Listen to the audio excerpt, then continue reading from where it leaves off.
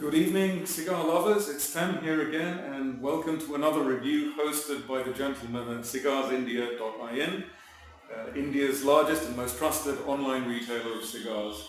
And today, the gentlemen have asked me to review this beauty, which is a Montecristo number 2.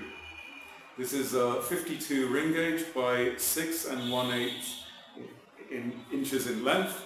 And the shape is a pyramides, or sometimes it's also described as a torpedo, simply because it looks like a torpedo. Now, this particular cigar has won rave reviews and throughout its history. And I think one of the latest reviews actually is 2013. Cigar Aficionado gave it the number 1 spot out of the 25 best cigars of that year. So this cigar has universal appeal both to novices and to seasoned smokers alike, because there's so much to offer with this particular vitola of cigar. So in this particular review, I'm just going to talk about some things which I didn't actually mention there, and also just concentrate more on the flavors and characteristics of the cigar and why it has such a high estimation in people's minds globally. So without further ado, let's start with a review on this. For a start, the construction is faultless. The aging process or the storage from the boys at Cigarsindia.in have also done themselves a great service by keeping this in such a good condition. In terms of aroma,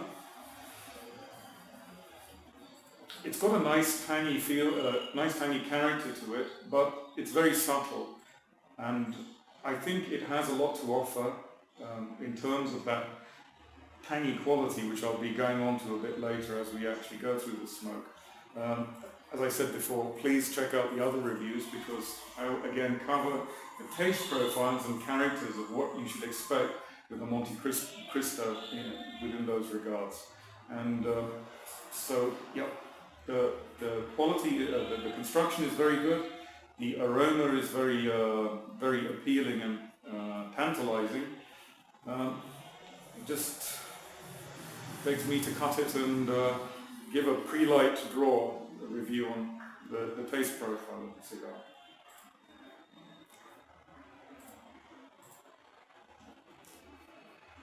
I'm not picking up any peppery or spicy qualities on my lips or tongue at the moment. All I'm getting is very nicely aged tobacco, something with a hint of leather as well, and certainly that tangy kind of flavor coming through as well. Now, when I say tangy, how best can I describe that? It's certainly not something like tomato sauce, that's for certain, but you get the idea, that kind of fruity sweetness and a slight piquancy.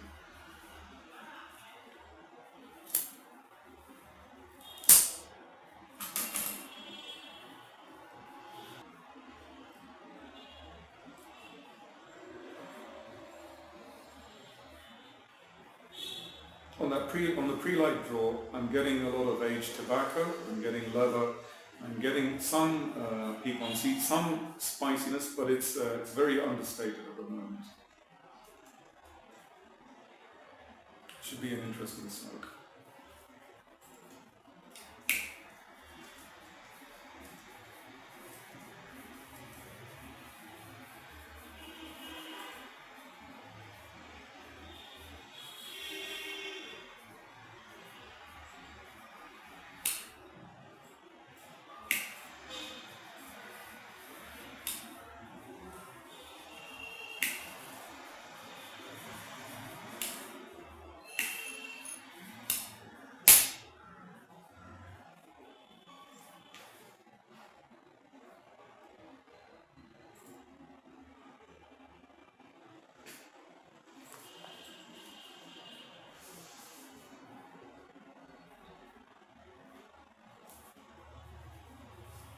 Some of the spicy quality is coming out now.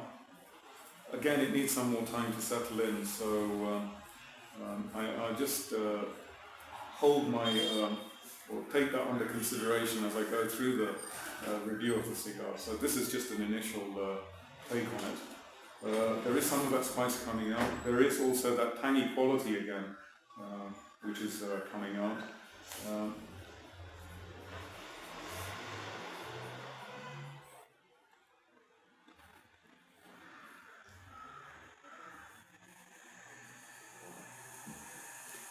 It's also slightly green, but I think this is the initial stage. In fact, that has actually dropped down midway through the smoke. I picked up that coffee bean kind of quality because the beans are actually, I think, one of the expectations with this particular cigar.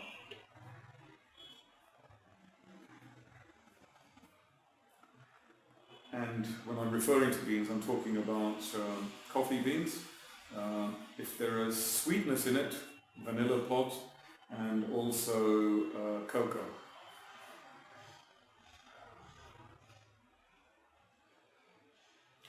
There is also some a slight hint of, it's not green, I don't think, but that's a wrong description of it. I'd say it's actually slightly more tannic than that. So yes, it does have some tannins in there. I'm picking up carbonized or very richly roasted coffee, and there is a hint of sweetness.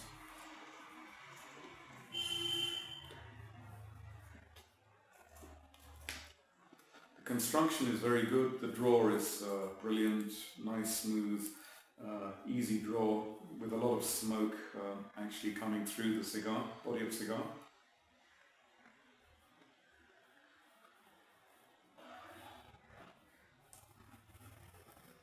All in all, even from the get-go, a very pleasant smoke, very enjoyable, very subtle as well. So I could only assume that as we go through it, we'll have a better experience. I'll just let this settle in for some time and get back to you shortly if there is any change in the profile. Well, this has taken me on a nice, smooth and velvety ride. There is an interesting taste experience with all of this, with the cigar, sorry. But it's a very subtle kind of experience. It's not overpowering. It doesn't take me on vast excursions and hairpin bends. It just takes you on a nice, gentle excursion. In terms of the character of what I'm experiencing now, I'm getting a lot more beans coming through. Certainly rich coffee. Now, say when I was smoking it just about half an inch above, and I passed it to some of my colleagues, there was an agreement. It is tannic, it's not green, because you think, and I'll give you this physical demonstration, you're puffing away, and you think, oh, it's green, it's green, it's green, it's vegetal. Is it vegetal? No, it's tannic, it's tannic. It's got that, like that overbrewed tea kind of character to it. Then it's tannic, it's tannic, it's tannic, and then as you exhale the smoke and air comes onto the tongue, rich coffee beans come through. And that is a remarkable experience, because you're just about at the stage of being put off by it, but it just recovers and sweeps you up in its firm and sturdy grip and takes you onto a higher level. The tangy quality isn't as pronounced now. I'm just getting there is some sweetness, you could say vanilla sweetness, but predominantly roasted coffee beans, roasted coffee beans, some vanilla sweetness, and also that mixed with cocoa beans. Now this particular Vitola cigar shares a lot of characteristics with its stablemates. It has rich flavors, which generally people do acknowledge, and it shares them with others in the range, the Monte number 1, Monte number 3, the Monte number 4 and the 5. So they have that similar kind of flavor. And this is the underlying thing about it, that tangy quality, that tartness, very sharp tartness towards the end. Again, it's not very pronounced, but it is noticeable. In fact, if you go on YouTube, you'll see some reviewers saying when you smell the cigar, not this particular Vitola, but they do describe, other cigars as having this funky barnyard kind of smell. This has that to a degree, and Montecristos have that, but I wouldn't say it's as pronounced as that. I would say it's very much more toned down, and the only way best to liken that experience is to say it has that tangy kind of expression to it. In terms of strength, you could describe this, or I would describe this actually as about 2.5 out of 5, 3 out of 5. It's not very strong, but it's not bland either. It masks that strength in a very silky and a smooth kind of way, which actually you'd think it's not as strong as you'd expect it to be, because the flavor profile is there, the characters, those rich flavors are certainly available, but it's just kind of toned down, and the rollers at the factory must have been instructed to produce a cigar with these characters, but just tone it down a bit, so it produces a very smooth and mellow kind of experience as well. Hence, my view as it being about 3 out of 5. This cigar is good for 50 years of aging, 50 years of aging, and it just smokes and tastes fantastic. Of course, that depends on how it's actually kept, and assuming that all the conditions, perfect humidification conditions and the humidor is good, you shouldn't theoretically be disappointed in this cigar. It's picked up a bit of spice now. The tannins have kicked in again. The sweetness has diminished somewhat. So yeah, it's taking me on another route. Hi guys, I'm back again. I've just let this cigar settle for some time. I didn't smoke it for about 10 minutes or so, 10 or 15 minutes, and it's producing some interesting results. The sweetness in the cigar has come back.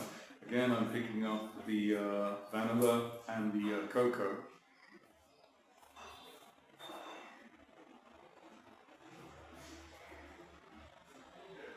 And again, it's a much more pleasant experience. I think